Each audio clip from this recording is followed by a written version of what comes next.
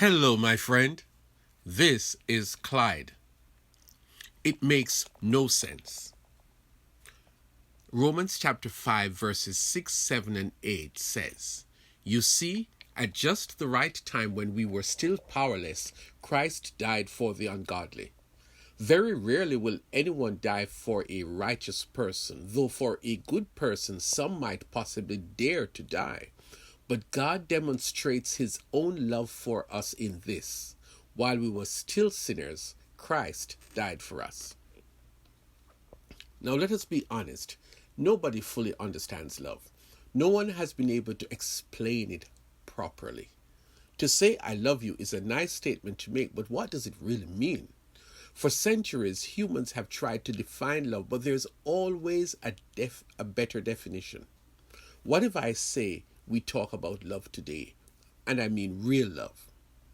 It is easy to love someone who is nice, beautiful, polite, caring, generous, and so on. But try loving somebody obnoxious, somebody disgusting, somebody nasty, somebody who is terribly unpleasant. It would take a heart of gold to love someone like a serial killer or an arsonist or that guy who hates you without reason. But think again.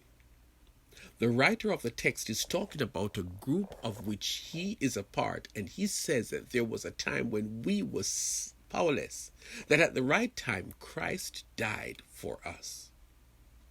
First of all, what does he mean by saying we were powerless? Paul the writer is talking about each of us, regardless of your background, your current status, or your future potential.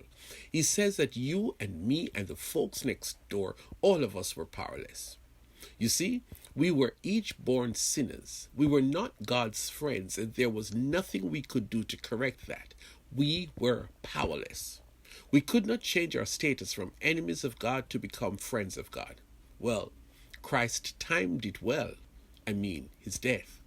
God had determined that the only way back to being in relationship with him, that someone had to die. Blood had to flow from a body. And not any old blood. It had to be blood of someone who had never sinned and who did not have sin in his body. Jesus Christ was the one selected. In fact, he made himself to take on this huge undertaking to show us love.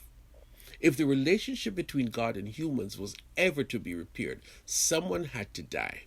Jesus was that someone. This is where it gets sticky.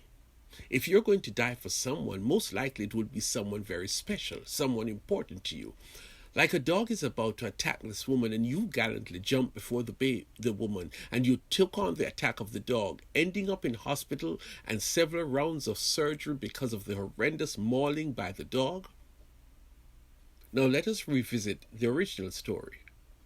Who is this lady? We find out that this woman, who you know, hates you. She has always hated you and has said some very nasty things about you. She has nothing good at all to say, but on this day, when she was about to be attacked by the ferocious dog, you were the only person around, and what did you do? You did what you would wish someone to do for you. You tried to save this woman, and in the process, you got the worst end of the deal. The dog messed up your face and parts of your upper body and ripped away flesh from your feet. So now the question is asked, why did you save this woman? Your answer? Love. Let me pull you back from the brink of madness. You claim you love this woman who has always hated you? How does that make sense? That, my friend, is what I'm talking about. While you and I were enemies of God, while we were sinners separated from God, like we would not have anything to do with God, God showed us love. It was while we were in this terrible state that God loved us, and loved us in a demonstrative way. Some people love, but they don't love enough to ward off the dog from attacking the woman and end up getting attacked by the dog themselves. God loved us so much that the best way, the most effective way of showing his love for us was to give up his son, Jesus Christ, to die for us. Was that a gamble? Was that a chance he took? God knew a long time ago that some people would respond readily to that expression of love. And for some people, they would struggle until they understand, but eventually they would embrace that love. But God also knew that there were some people who would blatantly reject that love. As powerless as they are, they still reject God's love. But some of us saw love when Jesus died on the cross. We saw the love of God hanging from a cross, held by 3 nails. We saw love on the cross when Jesus, writhing in pain, said, "It is finished." There is nothing greater than dying for a powerless person, someone who is a sinner. That is because only the death of Jesus could have restored our relationship with God. And God loved us so much that he would not let the dead relationship remain dead.